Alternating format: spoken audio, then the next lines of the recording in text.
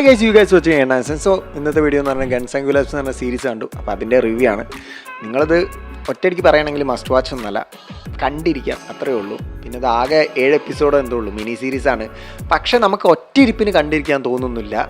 കുറച്ചിങ്ങനെ ഇടയ്ക്കൊക്കെ വെറുതെ ബോറടിക്കുമ്പോൾ കാണാം. പിന്നെ ഇത് ഡാർക്ക് കോമഡി എന്നാണ് പറയുന്നത്, പക്ഷെ ഭയങ്കര കോമഡി എന്നല്ല, കൊച്ചു കൊച്ചു കോമഡികളാണ്. എനിക്കത് വർക്കൗട്ടായി. കാരണം ഞാൻ ചെറിയ കോമഡി കണ്ടാൽ ഞാൻ പടപടാന്ന് പറഞ്ഞ് ചിരിക്കും. അതുകൊണ്ട് എനിക്കത് വർക്കൗട്ടായി.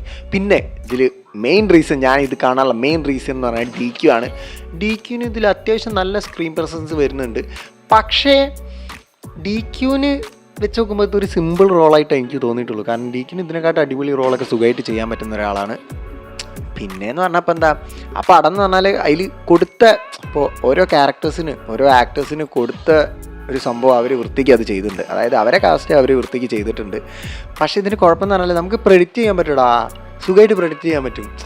അങ്ങനെ പോവും, ഇതിങ്ങനെ പോവും, ഇതങ്ങോട്ട് പോവും, ഇതിങ്ങോട്ട് പോവും, ഒരു പ്രെഡിക്റ്റ് ചെയ്യാൻ പറ്റും.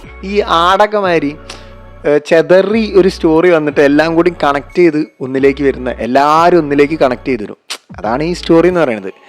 സംഭവം രസമുണ്ട്, പക്ഷേ ഭയങ്കര അടിപൊളിയൊന്നുമല്ല. കാരണം മെയിൻ റീസൺ നമുക്ക് പ്രെഡിക്റ്റ് ചെയ്യാൻ പറ്റും.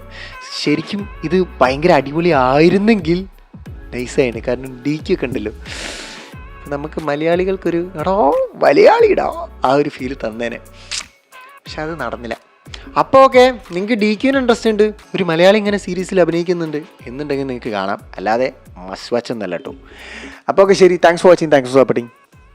ഞാനെങ്ങനെ കണ്ടു തീർക്കുക എനിക്കറിയില്ല. അപ്പോൾ ഓക്കെ, ബൈ.